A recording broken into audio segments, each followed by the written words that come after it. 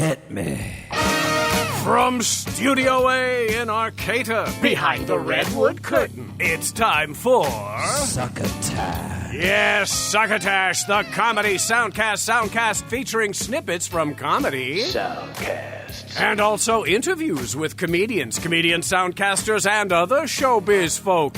And now, here's this episode's host from up the coast, the man who puts the X in Xbox and the tie on antisocial, comedy soundcaster, Tyson Saner. Saner.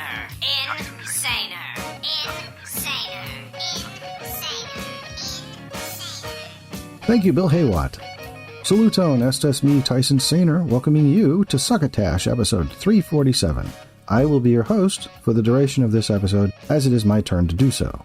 Last week, in episode 346, subtitled Clips Like a Lion, show creator and executive producer of Succotash, Mark Hershon, brought you a Clips episode plus a little something extra. The clips featured in that episode were from the soundcast known as Dear Chelsea, the J-Train podcast, and Two Vegan Idiots.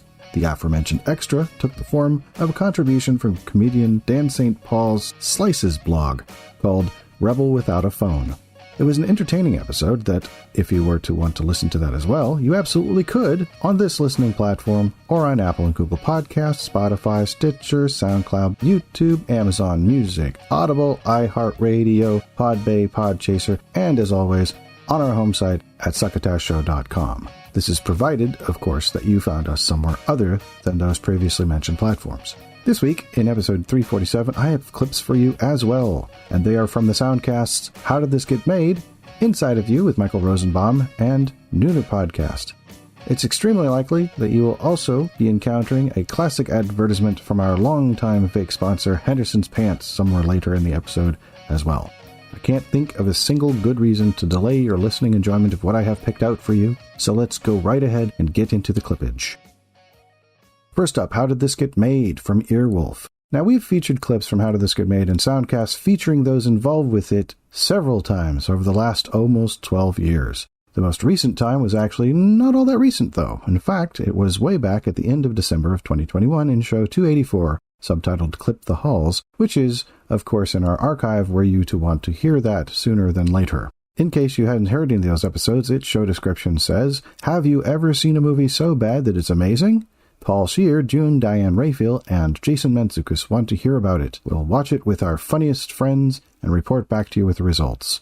The clip I've selected is from the episode from February 23rd, 2023, a movie known as The Number 23. The episode description says, Today, February 23rd, 2023, Paul, June, and Jason break down the 2007 Jim Carrey thriller, The Number 23. Coincidence? Let the HDTGM team decide. They discuss all the bonkers names from Topsy Kretts to Fingerling to Sirius Leary, the protagonist who hates dogs, Walter Sparrow's sanity, Bud Cort's crazy room, the son's childish mug gift, Danny Huston's villainous vibe, and Chekhov's saxophone. Plus they ask, quote, At the beginning, is Jim Carrey basically playing Ace Ventura? Unquote. And Paul reveals his theory that maybe Walter Sparrow's dog bite gave him rabies. Is Paul right? Crack the code. On a personal note, I've been enjoying the conspiracy surrounding the number 23 for a very, very long time, going back to, I'm going to have to say, about 7th grade. So that's about 1987-ish, quite some time ago. So let's see, from 1987 to 2007 is 20 years, if I'm doing my math correctly. And it's a really interesting, I guess, what is it? It's not confirmation bias. It's frequency bias, I believe is what it is. But that doesn't mean the 23s aren't everywhere. It just means it's probably not as significant as it seems to be. And I believe some 23s are put in prominent positions in pop culture on purpose just to get people talking about them.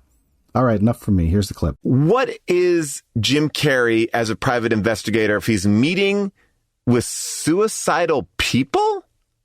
Because he's not a cop. He's a PI, right? Did he start as a cop and get, disgraced? Wasn't there a thing where they were like, you're not a detective anymore? Or something like that? Well, that was that moment where he goes, did they take away your gun? And he's like, yeah, but hold on. Yeah. But when he first meets with that woman, she's kind of hanging, like she hung herself. This movie's a representation of suicide and mental illness, frankly, is deeply troubling and problematic. Yeah. I mean, like across the board, everything from the hospital to the whatever is going on with him, with everybody. The treatment of mental illness in this movie is absolute, just frankly nuts. Well, maybe because they're all obsessed with the number 23, so they're not, they can't be doing their job. But that idea that he's like meeting with her, like he's meeting with a woman before she commits suicide to talk to her about why she. I mean, this is where the movie really, like, I don't understand what the fuck is going on. I couldn't follow that. And I guess it makes sense that it's written by somebody who is having a mental breakdown as well, because it is confusing. I mean, it's confusing. It's confusing. Oh, yeah. No, that's the thing is because we spend so much time inside the story, inside the book. Yes. Where Jim Carrey is portraying Detective Fingerling. Again, I can't state it enough. His name is Fingerling. And we spend so much time in that story that, and it features Jim Carrey narrating, voiceover for the movie, hard-boiled kind of, again, like Raymond Chandler style noir, hard-boiled detective stuff, and it's nonsense. The story of the book, the Detective Fingerling story, doesn't make any sense. No. He's not on the case. He's just jumping around, fucking people, holding his sax. This is Chekhov's sax. He's holding it, but he never plays it. By the way, I will say this. I wrote it. I jumped up in the middle of watching this movie last night. Like I had figured it out. every now and then there'll be a moment. Like I figured out the Sixth Sense before the reveal, and I was like so proud. Like I was like, I did it. And I saw and I was able to enjoy the movie like for like the next 10 minutes, like seeing what I knew. I jumped up the same way last night, and I was like, he's got rabies. That's what I thought the entire movie was. Wow. I love that. I love that as a from the initial dog bite. Yes, like he got rabies. And he's gone crazy. He didn't treat it. He didn't take it seriously. And then they never even discussed that. That was But I really was that would have been incredible because, perfect. Rabies, once it takes over, you're done. It's over. And that's what I thought would have been interesting. I was like, oh, this is like, but this whole idea of this larger murder plot. And then it's also like, you're doing something really weird, which is like, you're telling three stories. You're telling the story of the dog catcher who has amnesia, who killed this girl that he loved, but then that's also being personified in another book because he's also the suicide blonde. She jumps out the window, but he actually jumped out the window because he was feeling that. So like the movie opens with the end.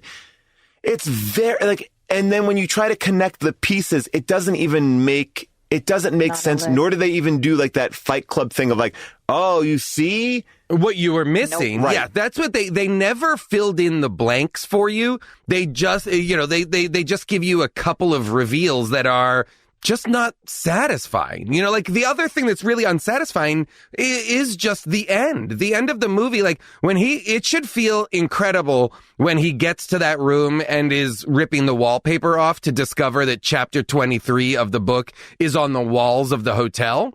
That should be a fucking awesome reveal where you're like, whoa, the missing chapter. And you're like, wait, what is what is this? Also, there's so little. The movie is full of truly insane moments that get no reaction from people. When Bud Cort slices his own neck open with a box cutter in the mailbox store, nobody yells, nobody screams. Do you mean the mailbox facility, as Virginia Madsen refers to it? I'm sorry, the MF, the mailbox facility. I love Virginia Madsen. By the way, I also love Virginia Madsen. Obsessed. Like Virginia, it made me think of like, where is she and why don't I see more of her? Like she was terrific in this. Virginia Madsen and Logan Lerman, both great actors, and I will say even Jim Carrey in this, all like selling it. Like except for Jim Carrey's voiceover, everyone but Virginia Madsen, like I'm like, oh, you have to do the hardest thing, which is like you come home, your husband's written all over the walls, and you're like, hey, All right. Well, what's on your mind, honey? Like, I agree. I feel like Virginia Madsen and Logan Lerman, and to a lesser degree, Danny Huston, but really Virginia Madsen and Logan Lerman are doing yeoman's work trying to ground this movie into like reality. Did you know by being like, okay. Virginia Madsen was married to Danny Huston? What? Oh, I didn't know that. From 1989 to 1992. I like that you almost just said that she was married to Logan Lerman. Wow, so they were... Oh, that's interesting. Okay, not cool. married when they were in this movie together. But wow. I just, yeah. When were they married? From 1989 to 1992, a short-lived one. Oh, interesting. So there's a lot of links here. You can find the show at HDTGM, that's all caps, on Twitter. Paul Scheer is at capital Paul, capital Scheer on Instagram and Twitter. Diane Raphael is June Diane on Instagram, that is capital JUNEDIANE. And on Twitter, she is Miss June Diane, which is capital MS, capital JUNE, capital DIANE. Jason Mantzoukas is not on Twitter. There is also a podcast called Unspooled that Paul Scheer hosts with Amy Nicholson. There's the Deep Dive with Jessica St. Clair and June Diane Raphael on Earwolf under earwolf.com/deep dive. 2/3 of Human Giant, Paul Scheer and Rob Hubel, are live on Twitch every Thursday at 8 to 10 p.m. Eastern Standard Time. That is www.twitch.tv/friendzone. Friendzone is FRIENDZONE. And both HDTGM and Paul Scheer have a Discord, and they are under HDTGM and PAULSCHEER, respectively. Whatever Letterboxd is, you can also find Paul Scheer on Letterboxd, and that is at letterboxd, LETTERBOXD, no E, .com, /PAULSCHEER/. And, of course, the main home site of How Did This Get Made is listed under www.earwolf.com, EARWOLF.com, /show, /how-did-this-get-made. Next up, Inside of You with Michael Rosenbaum from Cumulus Podcast Network.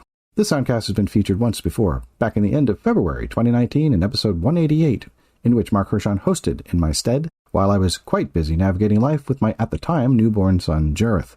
This was way back when the episodes typically featured 6 clips each, and were not guaranteed to post with the regularity that they have been since around April of 2020 with our Succotash shut-in phase of this program. In case you hadn't heard that episode or don't know what the soundcast is in this featured clip, its show description reads, I'm Michael Rosenbaum.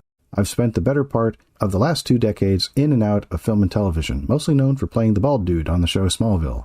I'm that guy that you probably don't know by name, but when you see my face, you might say, oh, that guy from that thing. I befriended some of the most talented people in the business, but it wasn't until I started inviting them into my home that I realized I didn't really know these people. What started as me having some fun quickly evolved into something I've fallen in love with. What I've discovered is that all these people aren't that different from you and me. They have the same insecurities and flaws that we all deal with every day, in a dark yet enlightening way. I find a lot of comfort in that. I invite you all to join me while I get inside each of these fascinating people. Now, the clip I've chosen is from the episode from September 6th, 2022. It is Stand By Me's Will Wheaton, in an episode called Breaking the Cycle.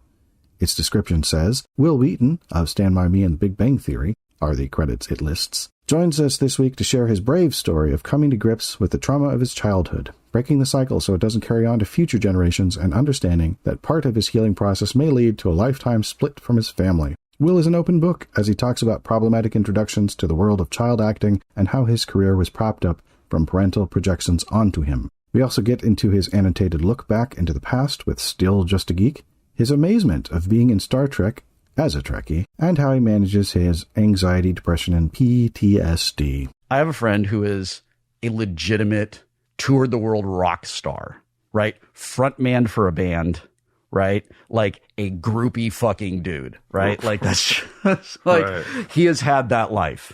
And the stories he tells are crazy, all right?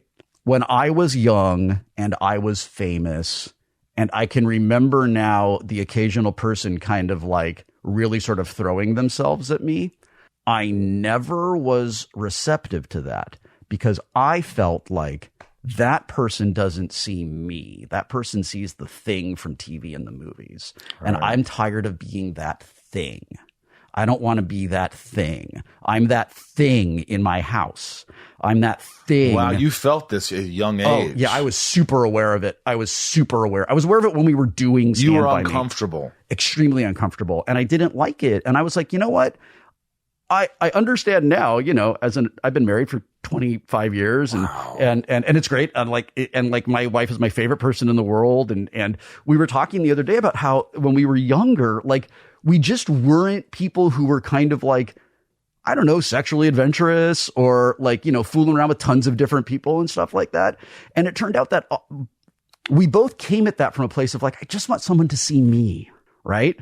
Like if you could see me instead of your idea of what you want me to be, this would be really great. Yeah, let's fool around. It'll be fun, right? Yeah. But like, I don't want to be your thing.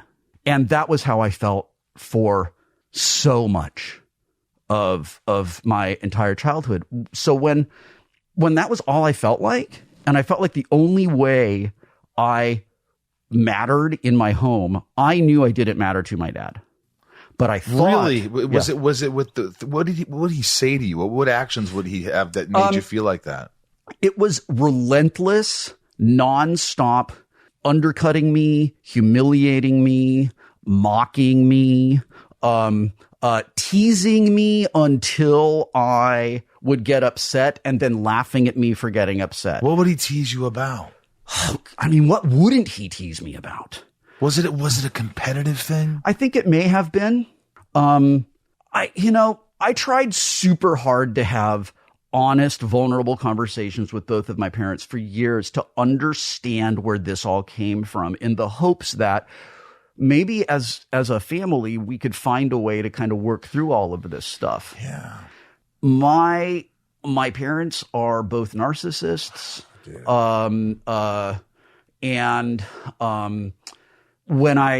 the kinds of people that you can't confide in and you can't talk to, because when I would try to talk about these things with my mom, right, it was always turned around and twisted. And like, if I said, let's say I say 100 deeply meaningful, emotionally vulnerable words and 2 words that, as it turns out, are factually incorrect. It wasn't a green sign. It was a yellow sign, right?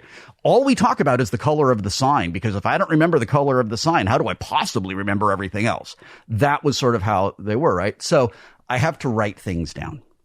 So I wrote out this extraordinarily long, like, here is my heart. I'm pouring it out to you. How old are you when you sent that? Oh, gosh, this was only a few years ago. This is like 5 years ago. Oh, so you gave them a chance. Oh, yeah, big time. Like, this is your opportunity to acknowledge the things that you've done, and maybe we could salvage this. Yeah. And I was like, I really want this, you know? Like, here is my reality. I feel like dad doesn't love me and never has. I feel like mom made me a thing, and I want to be your son. And I want to know how we can make that happen. And I want to know what we can do together to so I don't have to hurt anymore. I sent that email to both of them. It was 4 months before my mother responded to me. So I sent an email that said, I think my dad doesn't love me. And my mom waited 4 months to reply to me. My dad waited 6 months to reply to me. So just that spoke volumes to you. It told me everything I needed to know. Just after like a couple of days, I was like, you know, if either one of my kids was like, I'm concerned about our relationship, you'd respond I would drop immediately. Everything.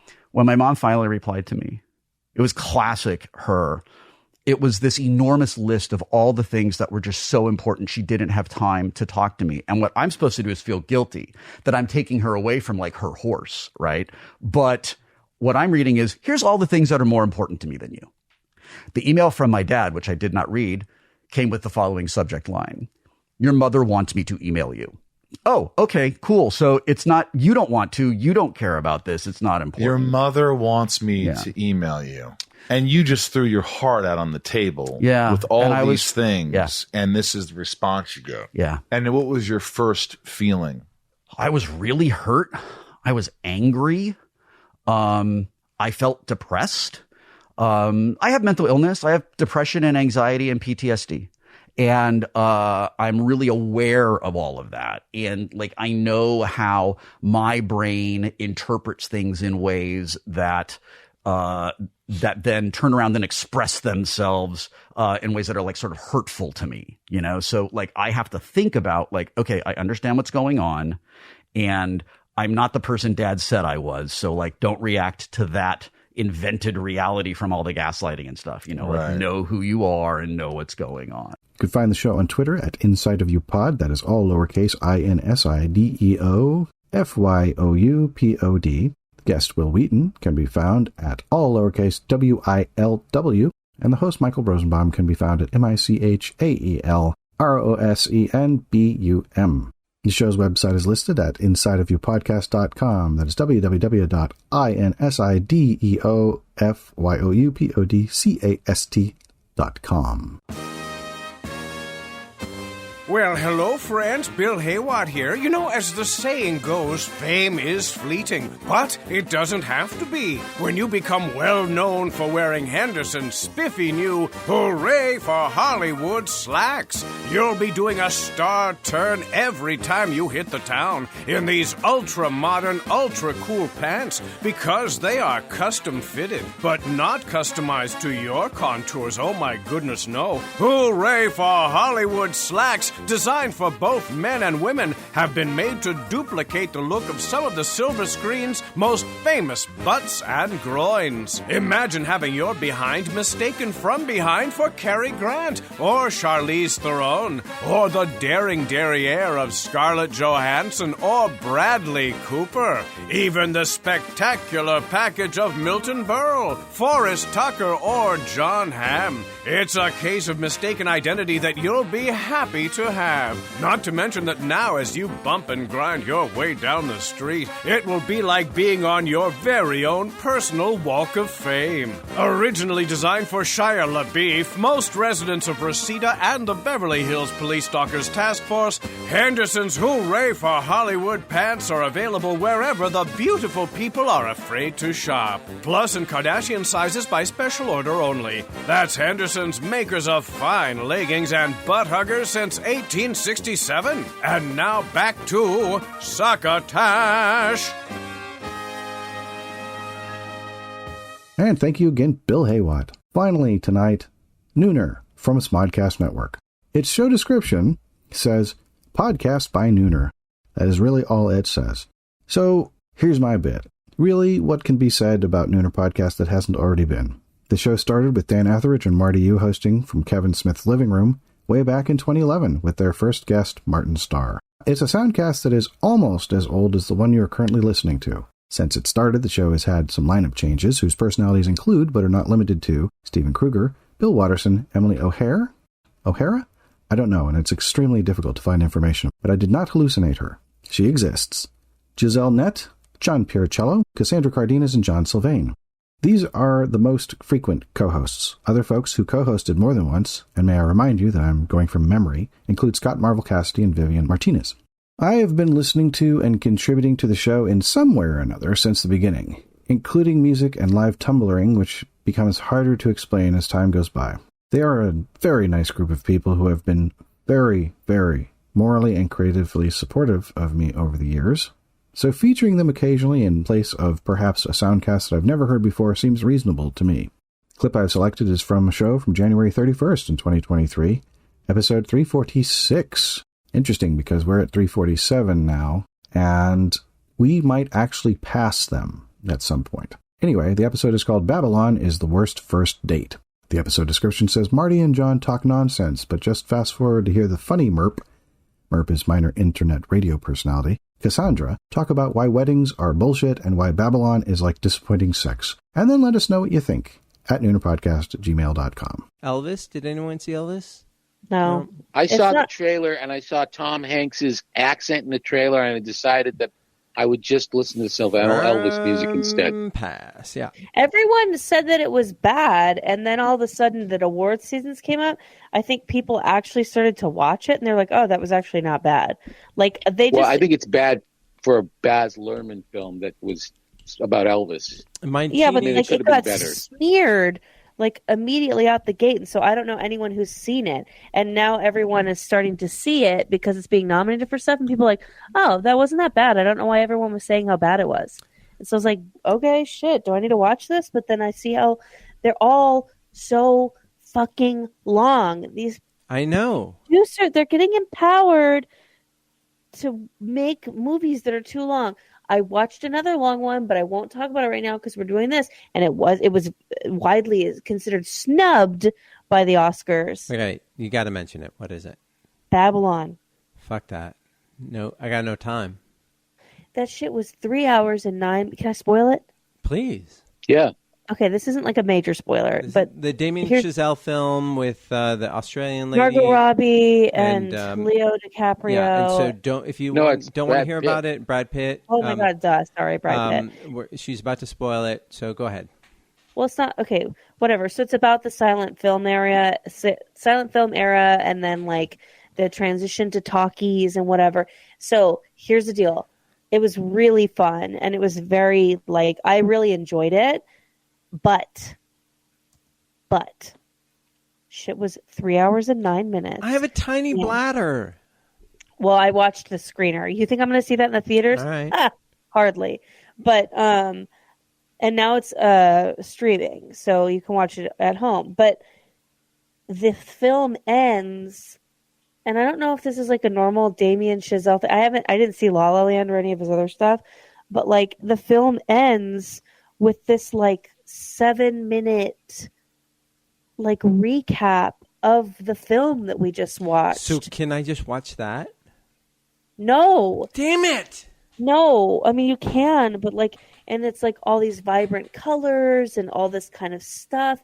And I was like, I honestly felt like I was strapped to a chair and that this director was just jerking off on my face, and you were that's what it felt like. Again, Orange style, like eyes like strapped open.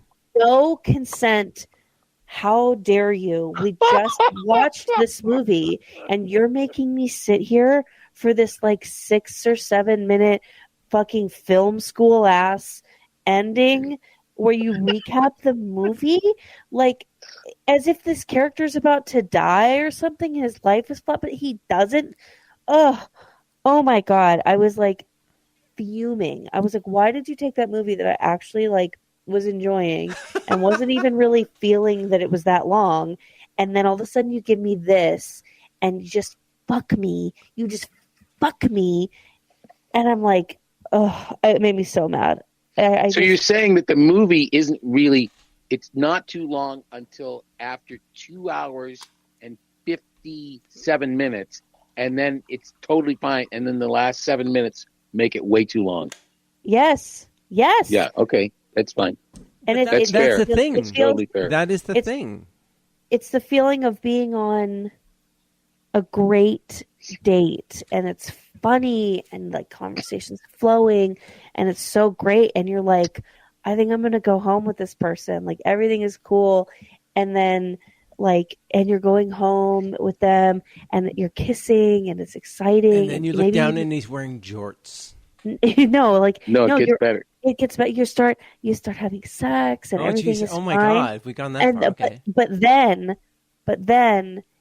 and like you're like you have an orgasm and they're like let's get you again, and you're like okay, but then they come up and they're like, all right, I'm gonna it's my turn now, and you're like, okay, sure, like what a great night.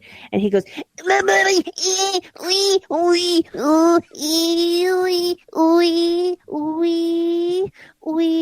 you tell me how I'm a bad person?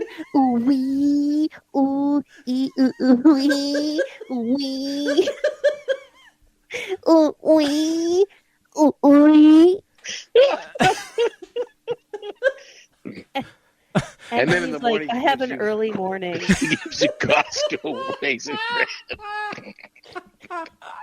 I actually have an early morning. So I am crying, but I still have a question. Women can have orgasms? Yeah. Oh my God. Yeah. Yeah, but that doesn't make up for it. That's what that movie feels like. I mean, that part I'm so familiar with that part. Yeah, that's the feeling of that movie. Wait, hold on, just a minute. Are you saying girls don't like that? No. Girls might, but women don't. Yeah, okay. Exactly. Yeah. That Okay, that is the best review. I don't know how you can put that in a little blurb that goes on the poster. Wee, wee, wee. Oh, wee, oh, fuck, almost, not yet. Oh, wee, oh, that is... oh, wait. Okay. Yeah, anyways. I'm never going to call you an Uber? Or, yeah. I'm never going to be able to watch that movie ever. You should. No. It's pretty good. Until it's not. Is there so close? Wait, not yet. Oh, wait, not yet. Oh, wait, not yet. Oh, wait, not yet. Oh, wait, not yet. Oh, wait, not yet. Oh, Oh my God! All right, thanks for like I said, it's a pretty the good list of movies I have to watch. Yeah, I stand corrected. Yeah, it's on my watch list now. It's fun. So you can find the show at Nooner Podcast on Twitter. That is capital Nooner, capital Podcast. Marty, you can be found at all lowercase MARTYYU. Cassandra Cardenas, I probably prefer you find her on Instagram at all lowercase Cass Cardenas, CASSCARDENES. Cassandra just got married. Congratulations. I believe her last name is hyphenated Moore, but I'm not sure. Moore. I will need to confirm that at a later time. And John Sylvain can be found on Twitter at SYLVAINBBB. And if you're not looking on iTunes, many of their episodes can be found on SoundCloud at soundcloud.com, soundcloud.com/Nooner Dan Marty, NOONERDANMARTY. And that brings us more or less neatly to the end of this episode of Succotash. I do hope you found something interesting and or enjoyable in the last half hour or so of content. It's Oscar Day as I write this, and will likely be Oscar night as I am recording this. P.S. it is. I'm rooting for Everything Everywhere All at Once to win Best Picture. It's been nominated for 11 Oscars, and I hope they win nearly all of them.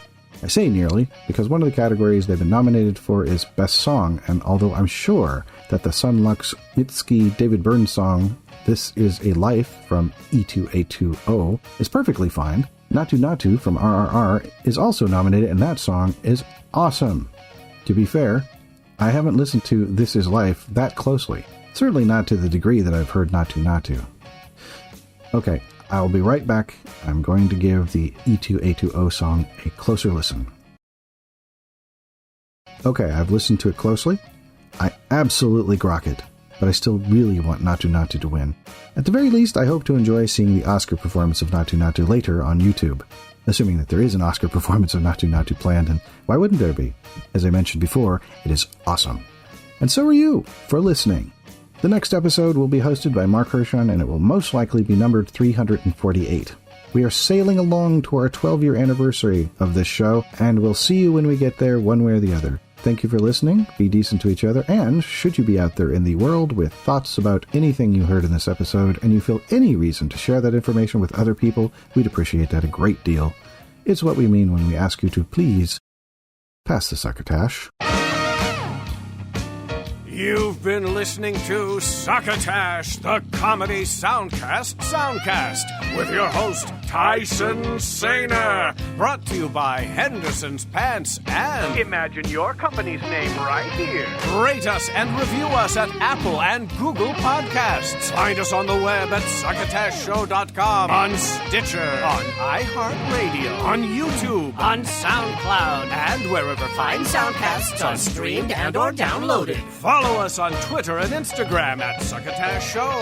Like us on Facebook. Email us at tyson@succotashshow.com or call into the Succotash Skype line at our toll call number 818-921-7212. That number again is 818-921-7212. You can also upload clips from your favorite comedy soundcasts directly to us using our direct upload link at hightail.com/u/succotash. Succotash is produced and engineered by Joe Paulino through the auspices of Studio P Sausalito, the home of the hit. Our hosts are Mark Hershon and Tyson Sainer. Our musical director is Scott Carvey. Our booth assistant is Kenny Durges. Succotash is executive produced by Mark Hershon. Until next time, I'm your loyal booth announcer, Bill Haywatt, reminding you to please pass the Succotash. Goodbye.